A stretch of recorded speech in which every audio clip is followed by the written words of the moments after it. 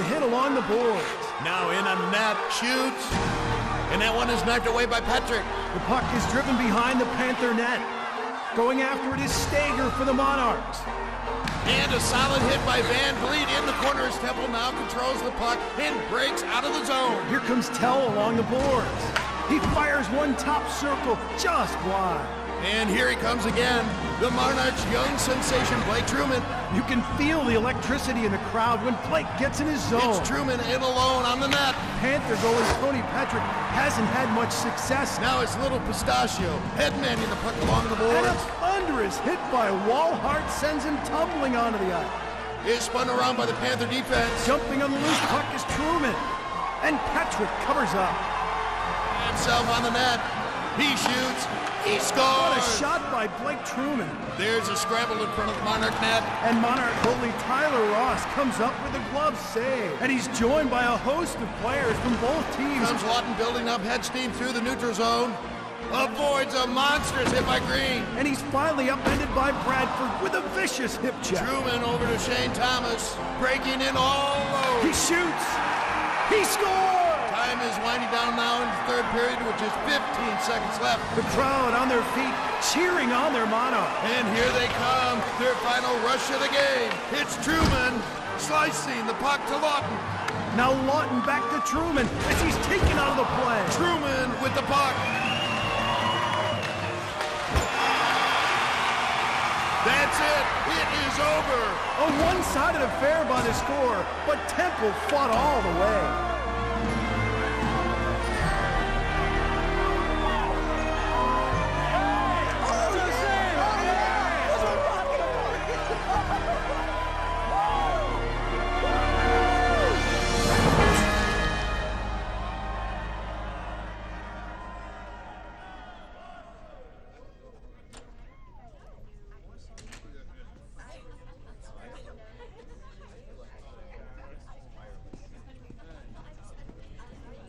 Hi, Blake Truman?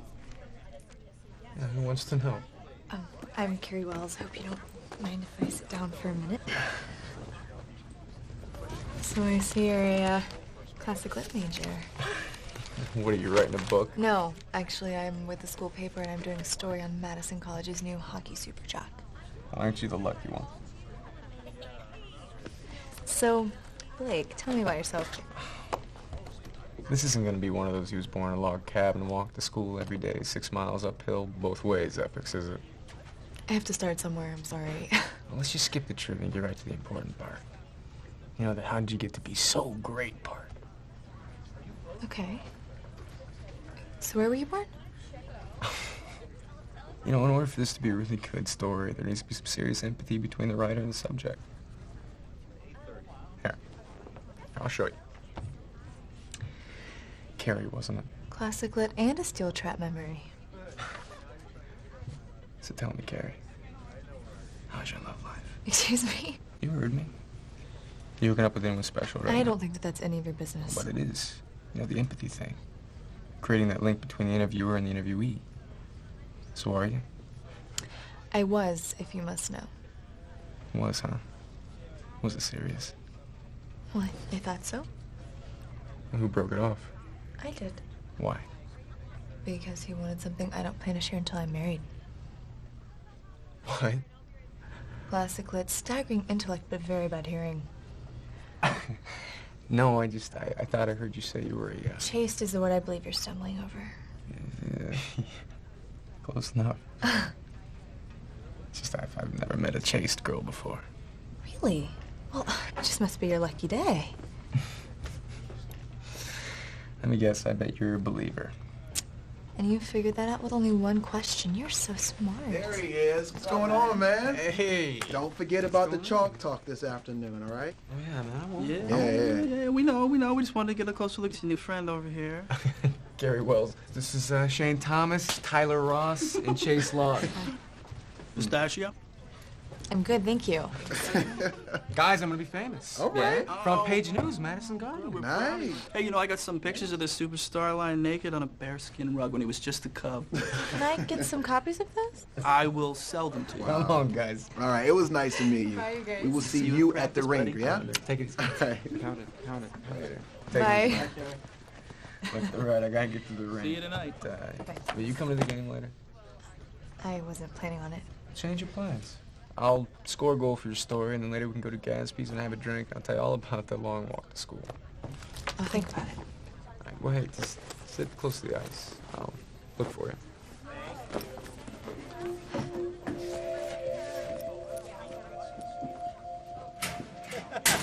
What's going on, buddy? How you doing? You got some stuff on. Oh, no. How's it going, guys? What's going on, fellas, man?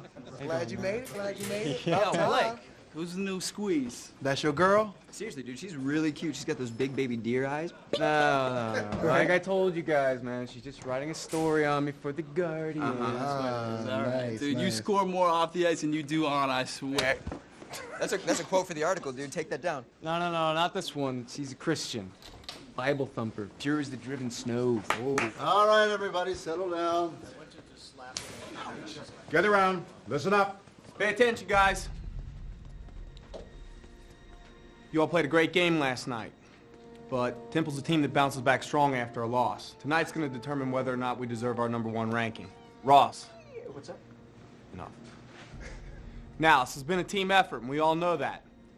But I'd be disingenuous if I didn't point out the obvious fact here that Blake has brought an extra dimension to the club this year. What's up? Is there anything you'd like to say to the guys, Blake?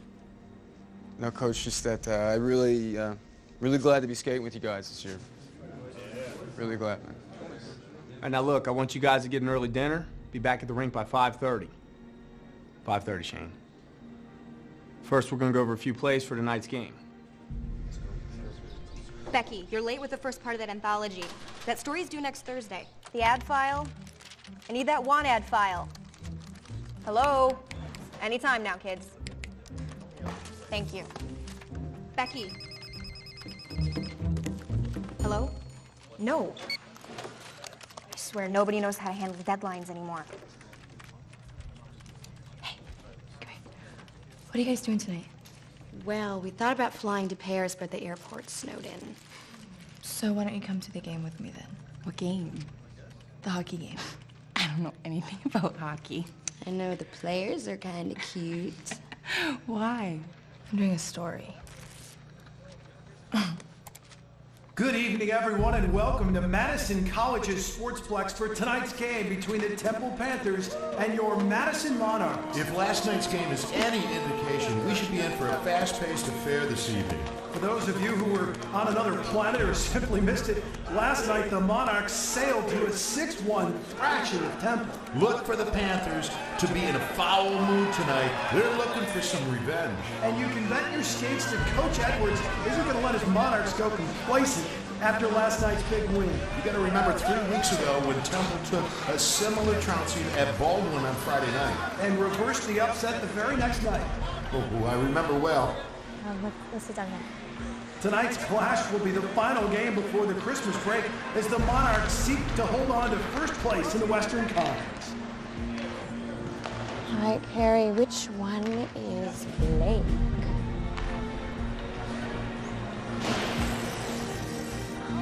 Oh, he's right there, number 3. How come you get all the good stories, Carrie? You know what I'm working on? What? Where kids are going for Christmas. It's my assignment. I'm writing about the computer upgrade in the admin office. Who's that guy in front of the net? Oh, that's Tyler. He's the goalie. He's cute. You said all hockey players were cute. Yeah, well, he's more cute. We're all set to go as referee Tom Oliver gets ready to drop the puck and signals both goalies that this game is about to get underway. Madison in their homebred uniforms and Temple once again donning their ominous black sweaters for tonight's tip. And here we go.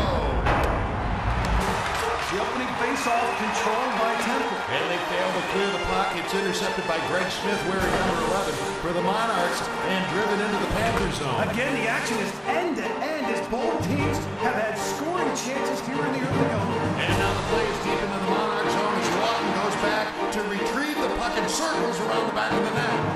Lawton is driven into the far boards along the goal line. And here come the Monarchs back up the ice as this capacity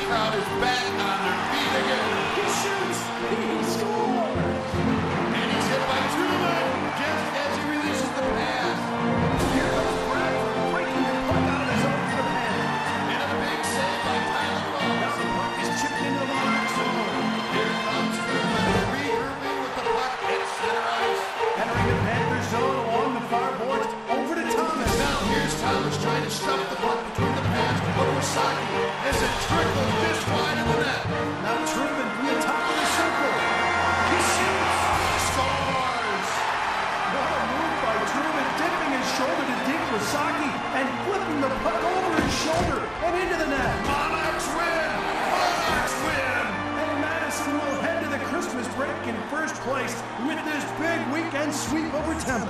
Good night and Merry Christmas, everybody.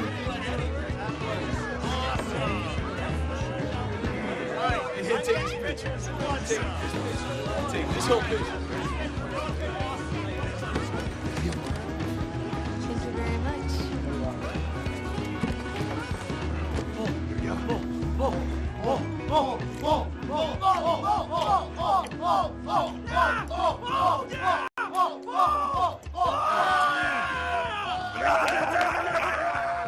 A wellspring of talent, this place called Gatsby's. Oh, cool. Just might be that missing link you paleontologists are always talking about. Oh, wait, you gotta watch this.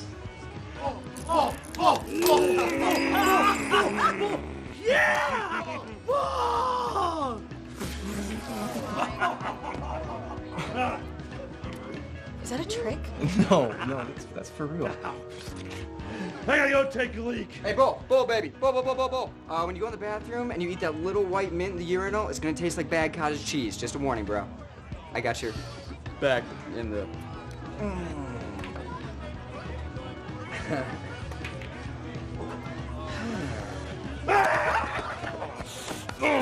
Oh, that, yeah. Good tip. Oh, Blake. Good game. Thanks, Bull. Yeah. Yeah. Oh, my God.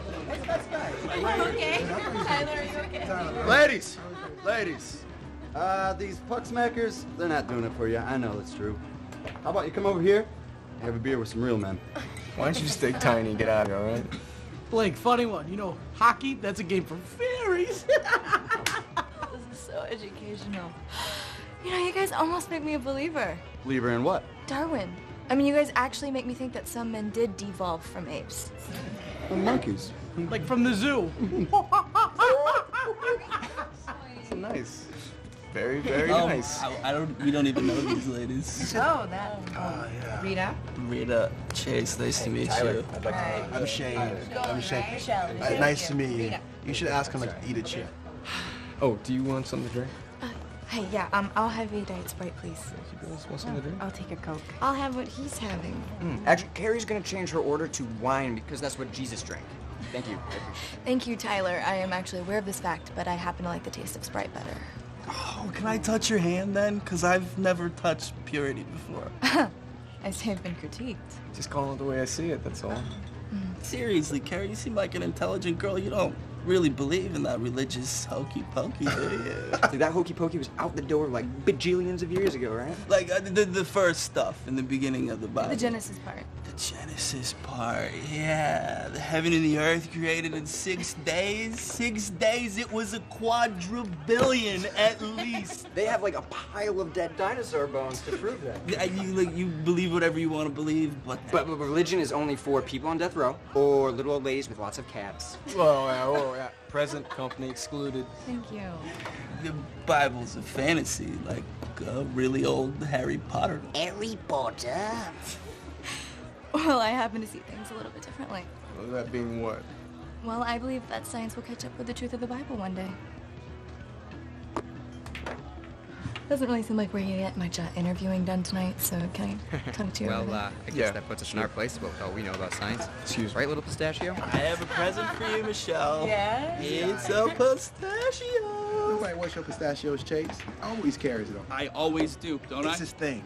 It's my thing. The team calls it Little Pistachio Why?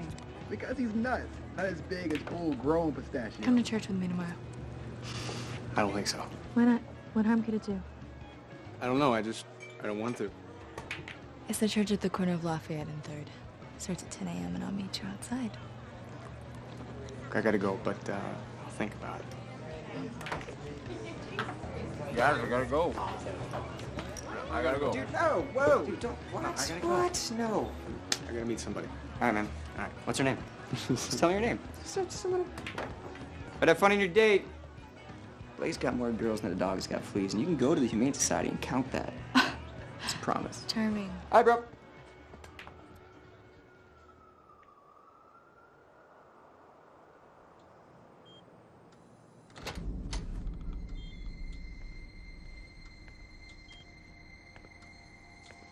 Are you gonna be staying tonight, Blake? No. No, not tonight. Are there any changes? No, nothing. Thanks.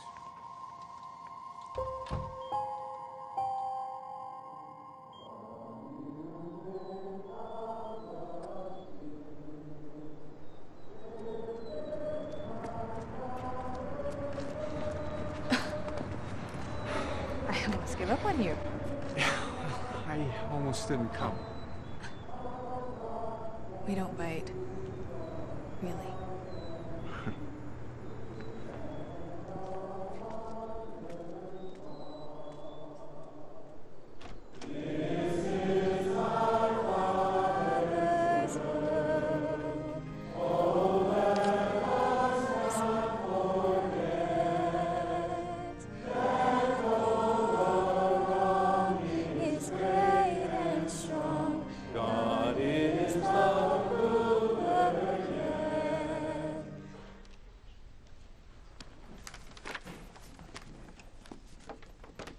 In the beginning, God created the heavens and the earth was without form and void, and darkness was on the face of the deep.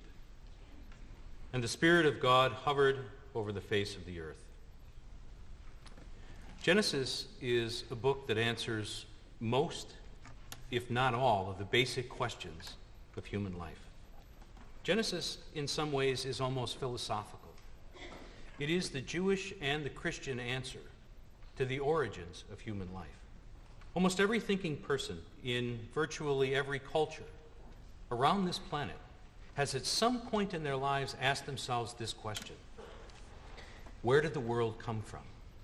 Now, if you are attentive to your surroundings, if you notice how the world changes and develops, then at some point you must have wondered about this. The sheer size of the universe compared to the minute detail of a DNA strand amazes me. Think about that for a minute. Some night, drive out of the city away from the lights and look up at the night sky. Millions of stars, too many even to take in. Lights in the sky so far away that their distances are almost incomprehensible to us. And then the amazing detail, the microscopic detail of a strand of DNA that forms the basic structure of a human being. All the strands and parts in place, and each contributing to the formation of an individual human person. Genesis is not an easy book to understand, and that is a problem for you and I. We are post-Enlightenment people. We've been trained, whether we realize it or not, to think scientifically. Mom, is Dad coming with us to church today? No, sweetheart, not today. Daddy's going to Alaska. He's going to help some people try to put together a mining deal. He's going to help them raise the money. We want to know the dates and the weights. We want to know the distances and the times. But the author of Genesis is much more interested in the big picture of life. In the book of Genesis, we're going to see the basics of human life lived in relationship to God. We're going to see that God created the universe. We're going to ask ourselves, did God create our planet and everything in it? We're going to be looking at such questions in the coming weeks and see how Genesis answers them. For today, though, let us close in prayer. Lord, we pray that you bless us and keep us. Lord, make your face to shine upon us and be gracious unto us. Turn your face toward us and give us peace. Amen.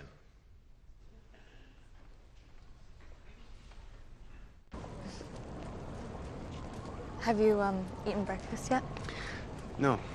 There's a cafe a little bit down the way that I usually go to. We can grab something to eat and continue my interview. Okay. You know, I thought we'd see your parents in church this morning. Oh, they were there. You'd actually like my dad. He's all into like guns and weightlifting and all that manly stuff. So, you have any plans for Christmas? Well, I mean, that's still a week away yet. I haven't really given it much thought. You know, I was wondering about the group prayer at the end of the service. Does it work better if more people do it? What do you mean? I mean, does God pay more attention to a lot of people asking for something rather than just one? God hears everyone's prayers. It's kind of like a pack of K Street lobbyists converging on a congressman. I didn't know you were political. Yeah, well, I'm not. It's just this image I've conjured up of all these people bombarding God, trying to get him to do what they want. I don't think it works that way. I don't think it works at all.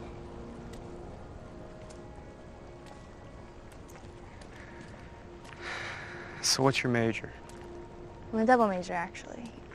Journalism and paleontology. Christian paleontologist. That's somewhat of an oxymoron, isn't it? I don't think so. Believe it or not, you can actually believe in the Bible and science. If you say so. I really, really like paleontology a lot. I just don't really know what I'm going to do with it once I graduate. So you got a second fallback major, something practical like journalism. Exactly. You know, someone like you with an engineer's mind would really like paleontology. You should monitor my class. It's Tyler who's into the dinosaur bones. That reminds me. Last night at Gatsby's, you were the one who said I was a paleontology major. How'd you know that? I looked you up on the school online directory. I had to make sure you were legit. Oh, I see. Oh, Charles Dickens Coffee Shop. That's an appropriate place for a reporter to hang out. Been here before? No, but I assume it's named after the same place in London that Charles Dickens kept offices in the late 1860s. Impressive. A knowledge of literature other than popular comic books.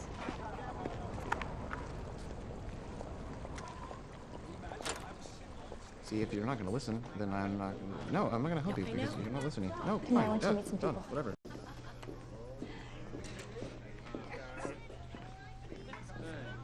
Hey, high five. Hey. Blake, I'd like you to meet my brother Mark and his fellow physics whizzes Lin Chen and J.T. Bachner. Real honor to meet you, Mr. Truman. Just Blake. Not much of a hockey fan until this year. You brought a real spark to the team. We were at the game last night. Congratulations. It locks up first place, doesn't it? For the time being, I mean, there's a lot of season left, so... Please, sit down. We don't want to intrude. No, don't be silly. This will be fun. Sit down. So I was hoping I would see you in church this morning, Mark. Oh, she bugs me about this every week. I leave religion to Carrie and my dad. For me, science answers all the big questions. Except for what happened before 1 to the minus 43rd of a It's second. 1 times 10 to the minus, and religion doesn't have an answer for that either. Actually, it does, but you don't want to listen. It's not something you can prove through empirical analysis. Mark is one of those people that doesn't believe anything is real unless you can put it in a test tube and shake it around. Whatever. Mark is a good physicist, but he's a real genius in movie history. Go on, Blake. Ask him anything. All right, Mark. 1940 sports movie Gary Cooper. Pride of the Yankees. Good choice. Starring Cooper, Teresa Wright, Walter Brennan, and? Dan Duryea. Yes, produced by Samuel Goldwyn, directed by Sam Wood, distributed by RKO Pictures, with a cameo by Babe Ruth, and it opened in New York July 14th, 1942. How much popcorn did it sell in Biloxi in its 3rd week of play there? I don't know. See, he's not really as smart as he thinks. Hey, Shane. Hey. How are you? I'm good. What's going on?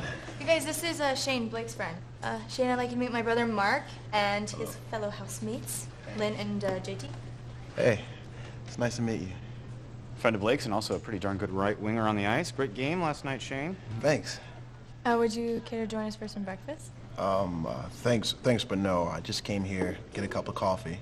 I'm helping Tyler with his math assignments. He's in the fractions now, and he's a bit stumped. I'll catch you at the house in a couple hours. Oh, okay. All right. Bye. See ya. Are you guys roommates?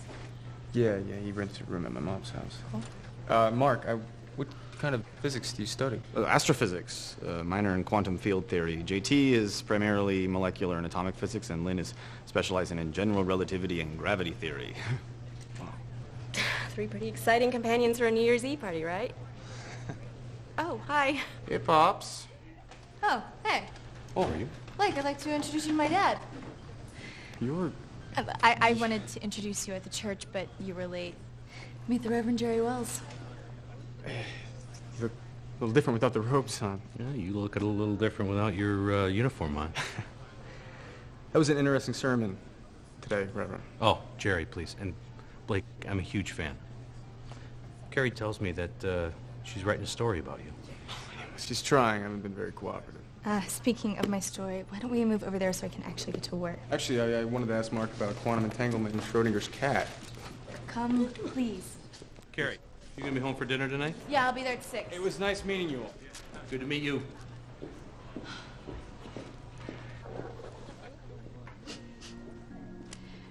How did you know about quantum entanglement and Schrodinger's cat? I didn't. I saw it on TV last week. Clever you. Okay, so let's see what we've got so far. You were born in a log cabin. You walked 6 miles to school and back every day, uphill both ways. Then you went on to become a nude model, and Chase has me some pictures coming. And then you became a super hockey player for Madison College. Sounds pretty good so far. So I know you're an engineering major, which I found out from the online directory, but I'm sure my publisher would like a few more details here and there. So why don't you tell me a little bit more about that log cabin?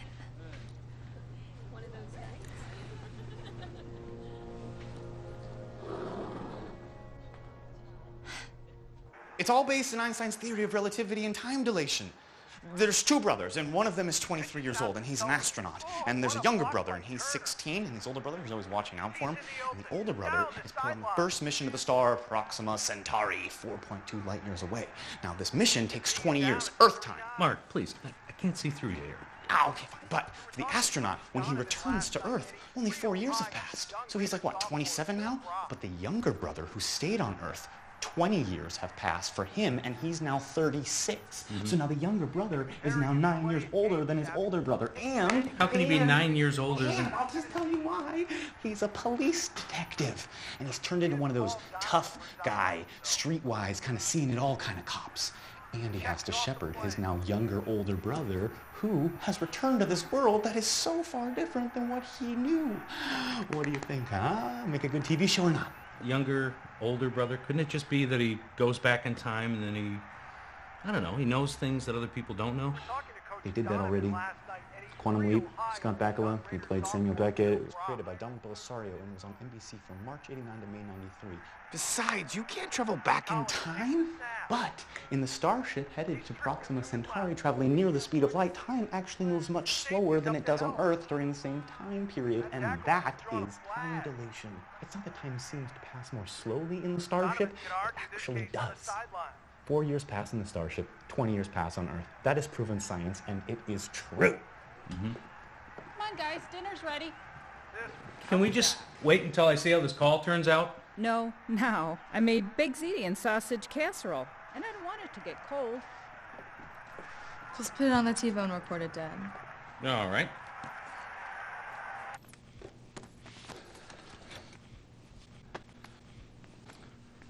If it were anything other than your mom's casserole, we'd watch the rest of the game.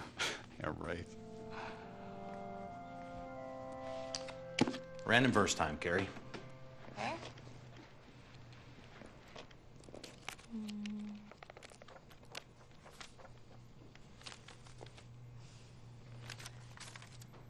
Before the mountains were brought forth, or ever thou hast formed the earth and the world, even from everlasting to everlasting, thou art God.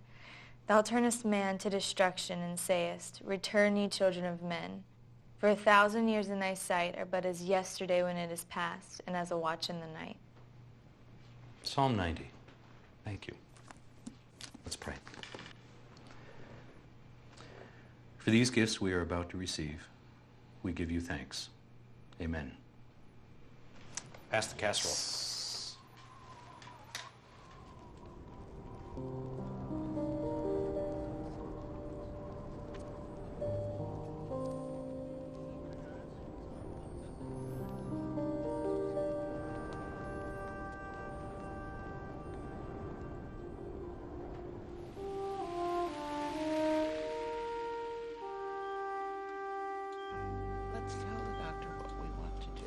at you, Joe.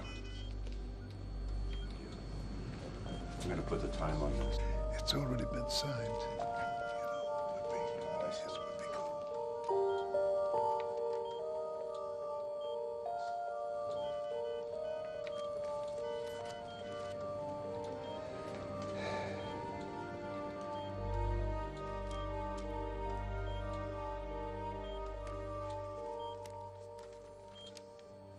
So, as we've seen, life first developed here on Earth much earlier than previously thought. In fact, right after the first water appeared 3.5 billion years ago. As attested to by the fossils of stromatolites at Warrawoona, Australia. Now, this little fact creates something of a problem for the most simplistic of the evolutionary interpretations, which rely on billions of years for the first single-celled animal forms to evolve, and that is purely by chance. Well, I'm going to leave you on that note, and that completes our review of the Ediacaran era. So we will move right on to the Cambrian or Cambrian era. This era is often referred to as the Cambrian explosion, reflecting the rapid sudden appearance of most major complex animals around 530 million years ago, and the accompanying wide diversification of other organisms such as phytoplankton, calcium microbes, and so forth. Now, Charles Darwin, you remember him, parenthetically, he considered this sudden proliferation of animal life with little or no antecedent to be the single greatest threat to his theory of evolution, to the point that he included an entire chapter in The Origin of the Species to this problem. Now, why am I not surprised Carrie would have something to add to this? Well, it seems to me that this sudden expansion of life gives a clear example of order emerging from chaos, and left to nature itself, this never happens. Order does not emerge from chaos. Chaos devolves into greater chaos. Okay, I'd agree with that assessment. And then doesn't this lend credence to the argument for a watchmaker, a creator guiding the process? Well, I'm a scientist, Carrie, so I have to remind you that there is no scientific evidence to support the idea of a creator. And back to the issue of order emerging from chaos, Darwin addresses this using the eye as an example, and he says, to suppose that the eye, with all its inimitable contrivances, could have been formed by natural selection seems, I freely confess, absurd in the highest possible degree. It's very good. Carrie, why don't you just give science a chance for a while? You might be surprised by some of its answers. Well, I love surprises. If we may, back to the Cambrian era. Oh, and a little heads up, in the coming weeks, we're going to be reviewing the contributions of a number of men and women, going back to the British geologists like William Buckland and his detailed writings concerning dinosaur fossils. Nimicataldinian, Timotean, Atabanian, Potomian. I had no idea what he was talking about. Well, then how about we talk about something more interesting? Like some more information for my story, please? Why not? I want to apologize for Chase and Tyler Saturday night. They were out of bounds. You have every right to believe in whatever you want. No matter how stupid that might be. I didn't say that. It's okay. I'm used to it. Most people think that Christians are dim or naive and just need a crutch to get past the fear of death. Well, I didn't say that either. I happen to know that a lot of what's in the Bible is true. Or do you? Things like the Bronze Age and the Battle of Jericho and the Dead Sea Scrolls. I've even seen possible scientific explanations for the 10 plagues and the parting of the Red Seas, but it's really just the opening verses. Genesis. Yeah, Genesis. God created the heavens and the earth in 6 days. I mean, that just isn't true. I mean, science has clearly proven it took 14 to 16 billion years. And when you open up a book and the first thing you read is untrue, it's kind of hard to take the rest of the book seriously. So you believe that the Bible is true post-Adam? With a lot of parables and aphorisms tossed in. But Genesis is fiction. Look, I think Genesis is a fable constructed by men who lived in a pre-science era trying to explain something they could have no way of understanding. So then if I could prove to you the truth of Genesis, you would take a fresh look at the Bible? Yeah.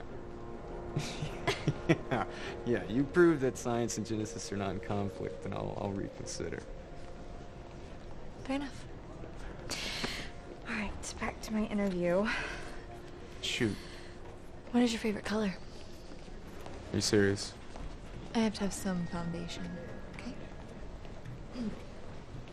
Blue. What's yours? I'm doing the interview. No, but like I said Saturday, you know, there should be some serious empathy between the writer and the subject, and I don't feel the connection. It's green. What's your favorite food?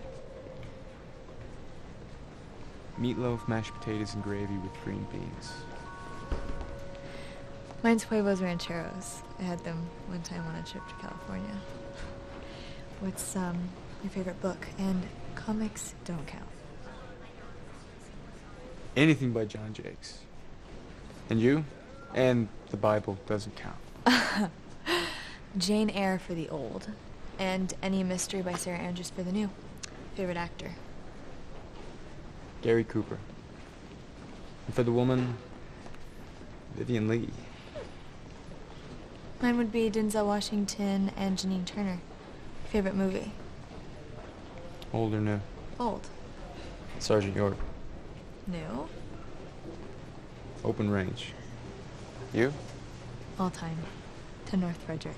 No way. Yes, starring Vivian Lee, Susie Parker, Geraldine Fitzgerald, and... Gary Cooper. Very nice.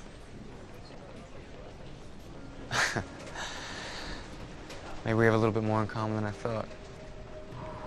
That's a scary notion, isn't it? Okay, moving in a new direction. What do you want to be when you grow up?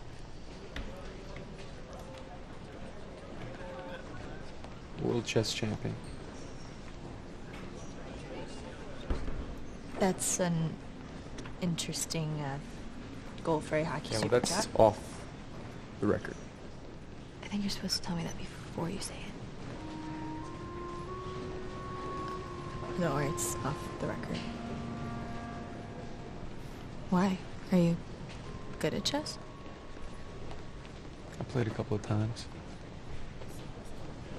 So... Look, I gotta get to class. Well, do you think that we could pick this up again later? Deadline, you know. Yeah. Yeah, no, I'll get a hold of you tomorrow.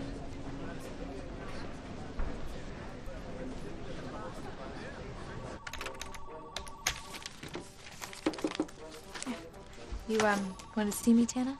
How's the story on Blake Truman coming? Little by little, but it's coming. Did he give you anything on his mother yet? Like what?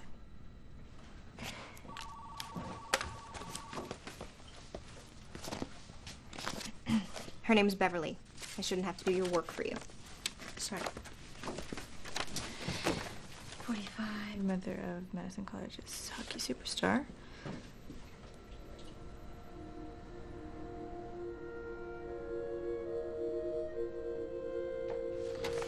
Hey. Oh, sorry. Let's get some lunch. You, tell Billy that I need the pictures from that Florida thing now. Mm-hmm. Now! Okay. Chop, chop! You ever noticed that Tana's clock runs at a different speed than everyone else? You okay, Carrie? Blake's mom is really sick. What's wrong with her? She has pancreatic cancer. She's in the hospital in a coma. That's awful. I'd like to suggest to Blake that a little faith might give him some comfort, but he's convinced that science has proven the Bible to be a fantasy. The only comfort guys like Blake get is from smacking someone around on the ice. Don't get caught making this guy into some type of a cause, Carrie. You're probably right. What's he like? He's very cynical. And he's built sort of this wall around himself. He's strong and he tries to act tough, but underneath all that, I think he's a decent person. Carrie, girl, wake up. He's a jock. Every jock thinks the sun rises and sets in their shadow. Anything exciting with the computer upgrade and admin? I don't know why Tana didn't give the story to someone who knows something about computers, all this gig of this, RAM that. I have no idea what's going on. You proved to me that science and Genesis were not in conflict.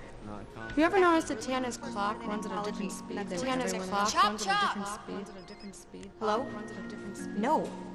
It's not that time seems to pass more slowly in the starship. It actually does. 4 years pass in the starship, 20 years pass on Earth. That is proven science, and it is true. Return, ye children of men.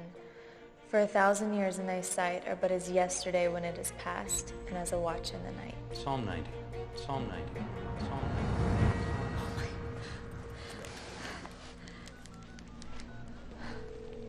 Greetings, sis. Mark, I need you to figure something out for me. You hit me one more time and I'm gonna You're gonna slap do you nothing. again, dude. You'll do nothing. I will. What do you live in a barn, dude? Who's gonna clean these up? It's not gonna be me. Don't live there anymore. You can dine in, dude. Free Why are you soup and studying everything. so hard, Tyler? Nah, he's shopping. Shopping for what? A girlfriend in the school directory. Dude, you guys can laugh all you want. Check this chick out. Lisa Bonner. Why are you laughing, man? Look, we got a lot in common, dude. Like what? Like, she's from Springfield, Illinois, and I'm from Wheaton, which is like right there on a map. Yeah, dude, it also says that she's majoring in artificial intelligence and robotics, and she's a member of Mensa, so forget about There it. might be something that artificial intelligence thing, man. Wait, what's Mensa? It's a society of really smart people, so. Yeah, they can handle fractions without drawing circles on paper. No. You should keep shopping. Hey, what happened to that girl Rita on Saturday, Carrie's friend? I thought you hit it off. I'll see you guys later. I'm out. Yeah, I saw her looking at you, man. I don't know, man. She was looking at everybody. She was the look machine that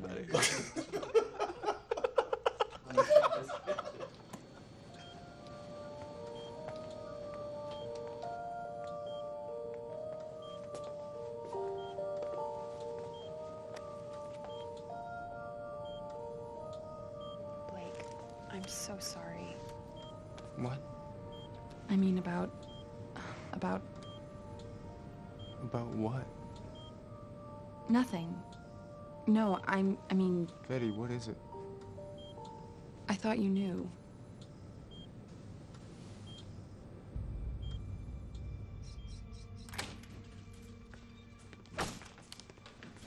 Blake! I just came from the hospital. I heard what you guys are planning on doing. We wanted to tell you. We just couldn't find the You- way. You can't do this. We can and we must. It's what your mother wanted. No, you don't have the right. She's my mother. She's our daughter and we do have the right.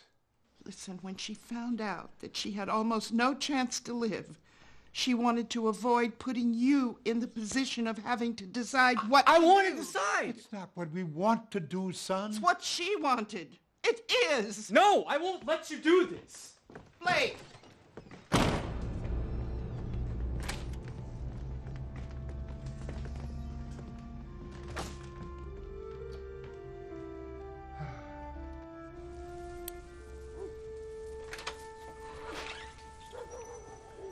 Hey, man. What's wrong?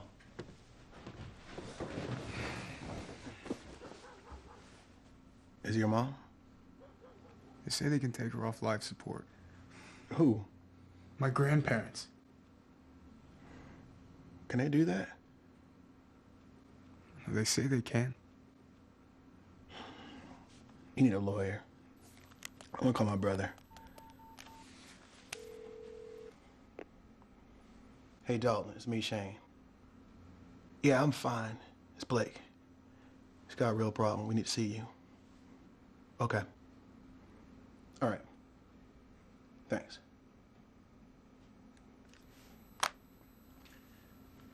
All right. He's out of town, but he said to be in his office tomorrow morning at 9 o'clock. All right? Thanks, man.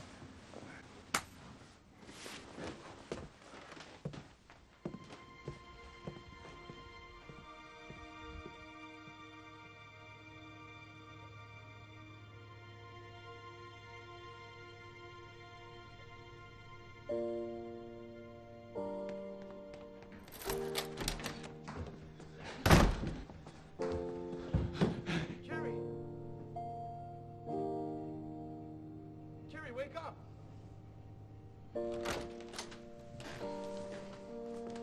That's Mark, right? Who else? Jerry, wake up. I gotta talk to you right What in the world, Mark?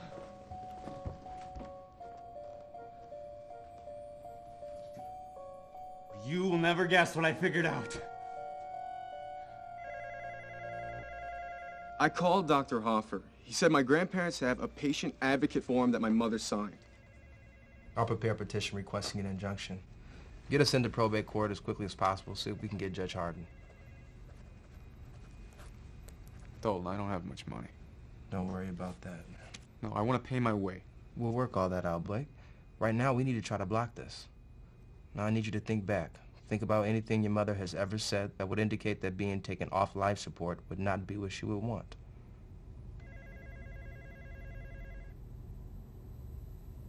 This idea of the Big Bang all came about as a result of Einstein's theories of relativity. One day to the next, the same. Here, on the moon, across the universe, today. It's a concept in physics we call time Mass dilation. of pure plasma expanding at the speed And of at light. lower normal speeds, the difference is imperceptible. The universe did not exist. Gravity has the same effect on time as Is does... this idea of two different frames of reference for an object in a zero or low gravity Cooled and expanded to a point This where idea of the Big Bang all came about as a result of Einstein's theories. temperature was in the trillions of degrees. The universe itself, the total universe, the cosmos, not some isolated... Any change in the wavelength or cycle or frequency of light. The trees and buildings and everything along the highway appear to be moving.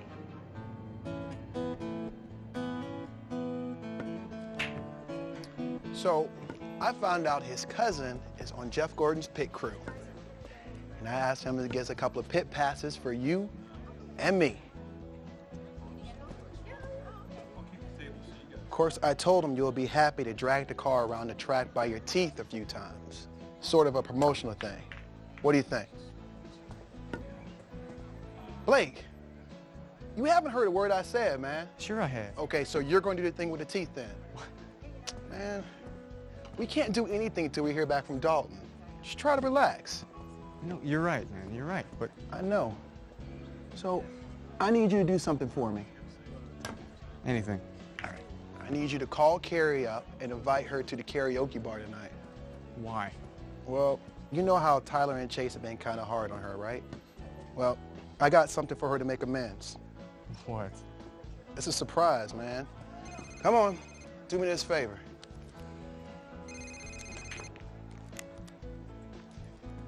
Hello? Okay. Good. Thanks. That was Dalton. He's got you on the docket to present your petition at 10 o'clock tomorrow morning. Thank you. Now, the karaoke thing.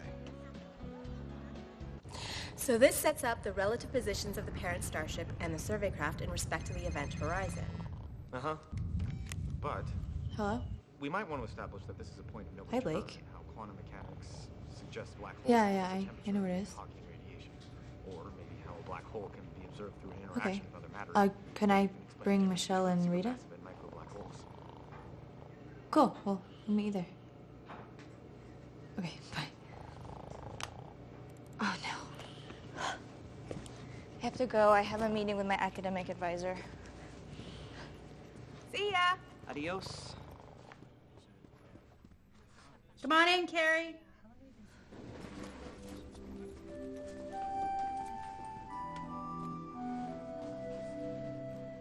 I've been reviewing your transcript. GPA 3.9, A's in all your science classes, double major. Very impressive. Thank you. Still planning on grad school? Yes, Professor Allard, I am. You know you're going to need 3 letters of recommendation. Yeah. Well, these grades will certainly help get those letters, mine included. And as your academic advisor, mine is especially important.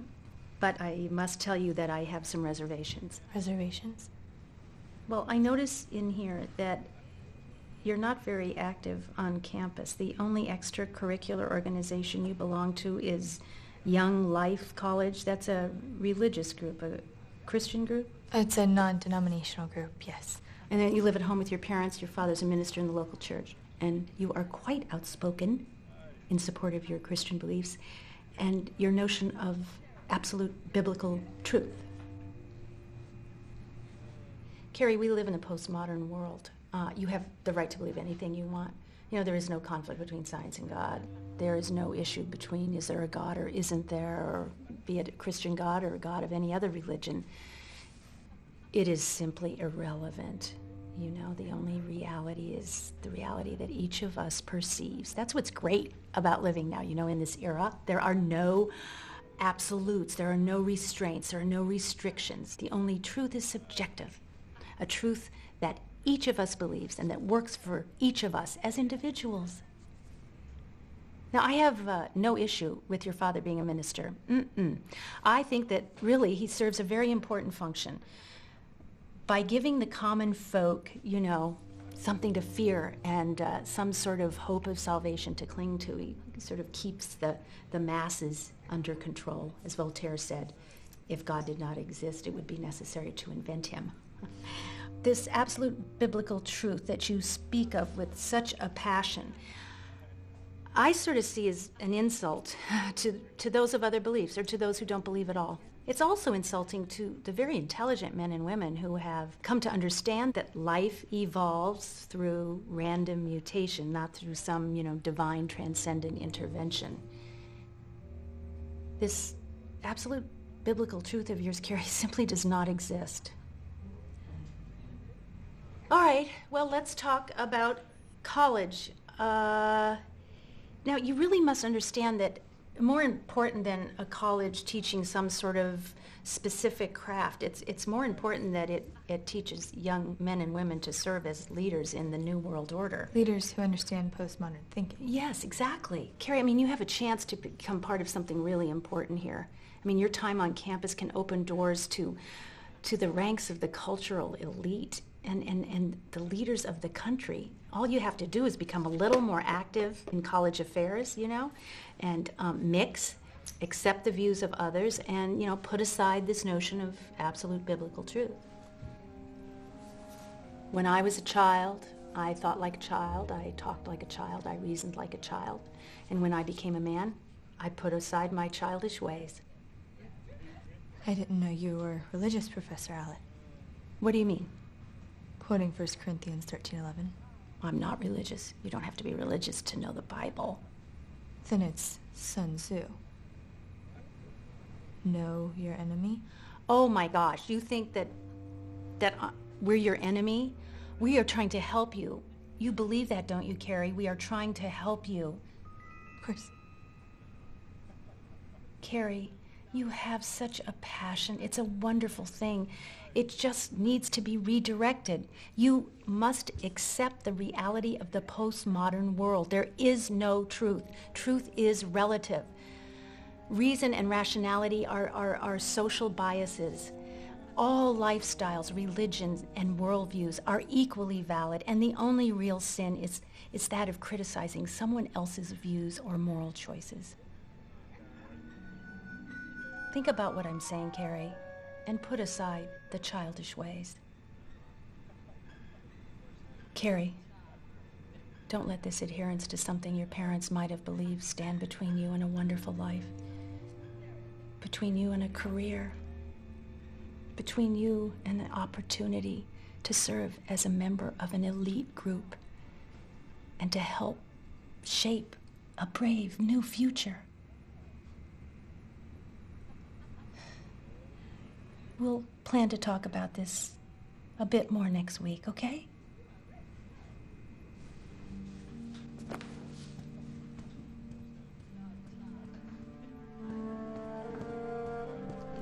I have some reservations. Put aside this notion of absolute biblical truth. Something your parents might have believed stand between you and a career. Rudolph the red-nosed reindeer had a very shiny nose, and if you ever saw it, you'd even say it glows. All of the other reindeer used to laugh and call him names. They never let poor Rudolph join in any reindeer games. Then one foggy Christmas Eve, Santa came to say, Rudolph, with your nose so bright, won't you guide It's like,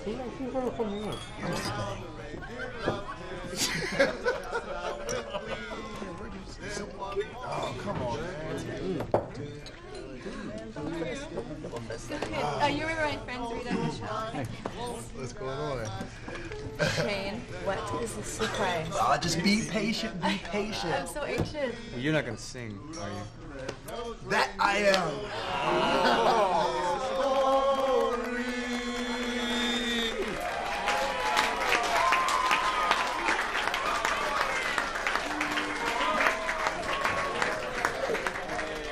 Good day job.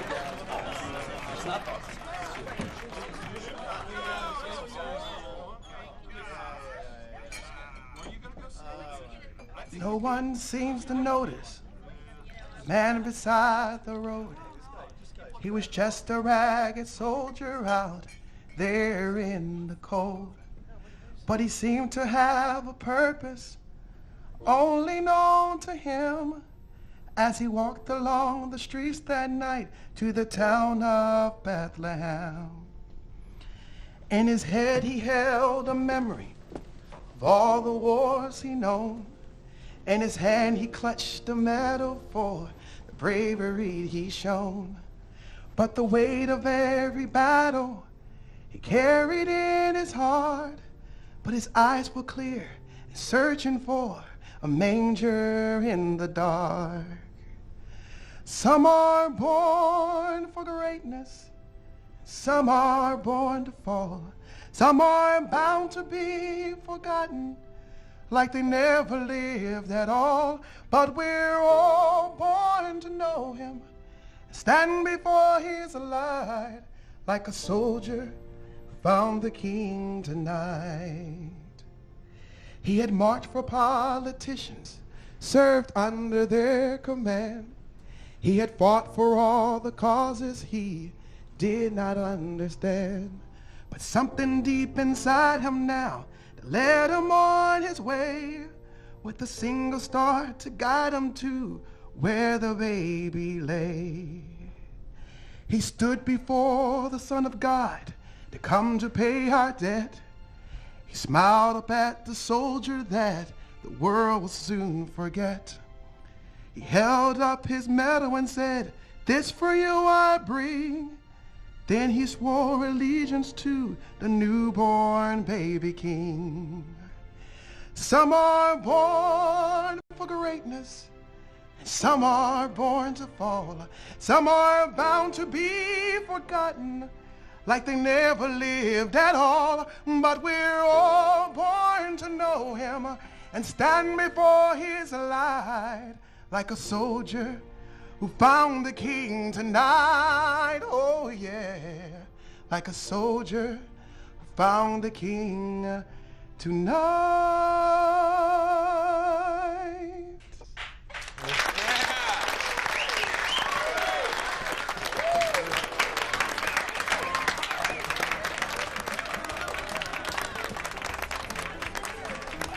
Oh man, that was good.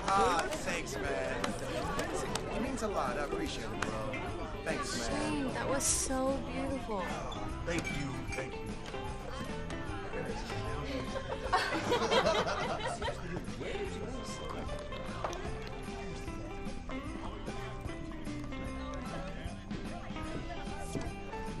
Did you know he could sing like that? No, I've known him 10 years and I've never even heard him sing. So I have a few more questions I'd like to ask you for my story. Do you think I could see you tomorrow? I've got something in the morning, some personal stuff.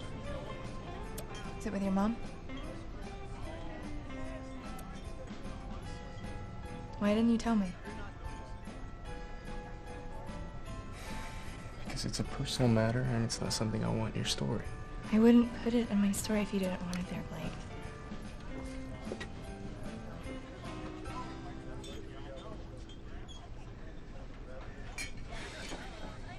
There's more. What? My grandparents are trying to take her off life support. I'm going to the court in the morning to try to get an injunction to stop them. I'll come with you. Part of your story? No. As your friend.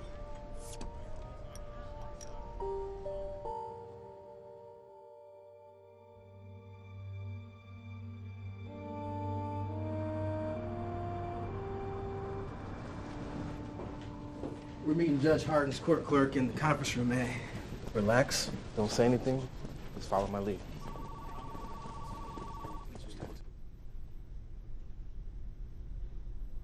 We're here to see the clerk.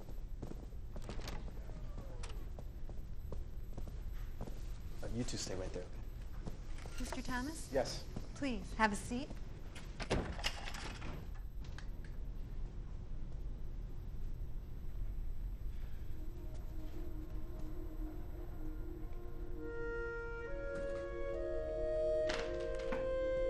Judge Harding will be joining you in just a few moments.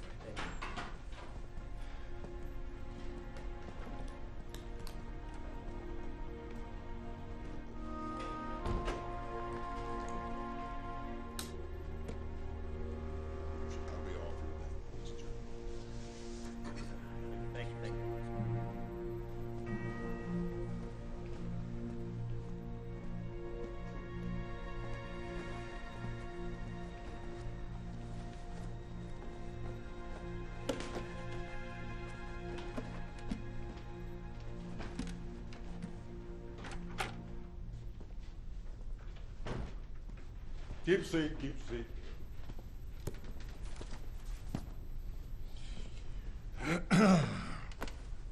All right, we have a petition here brought by Mr. Blake Truman to enjoin his grandparents from removing life support from his mother, Beverly Truman. Mr. Thomas, you may make your argument. Your Honor, I represent Blake Truman, who opposes both the rights of his grandparents to order this life-ending action as an action not permitted under their patient advocate agreement. He also contends this is not a decision with which his mother would concur. Are you represented by counsel? No, Your Honor, I'm not. Are you comfortable proceeding pro se, representing yourself without an attorney? For what it's worth, Your Honor, I was the head of my company for 35 years. Well, let's hear what you have to say. We have here a patient advocate form signed by our daughter giving us the right to... giving us the...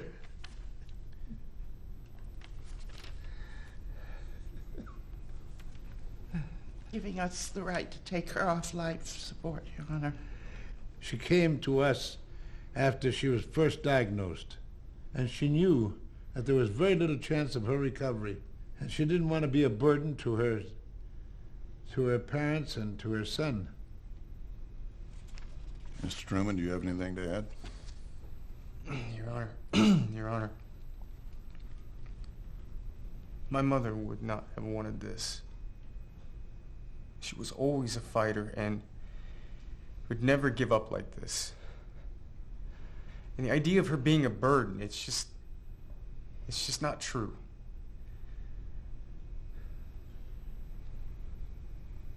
When did you plan to remove life support?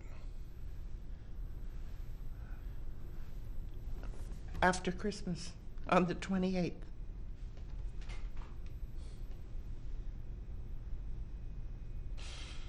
Well, I'll look over this and let you know my decision tomorrow. That's all for now.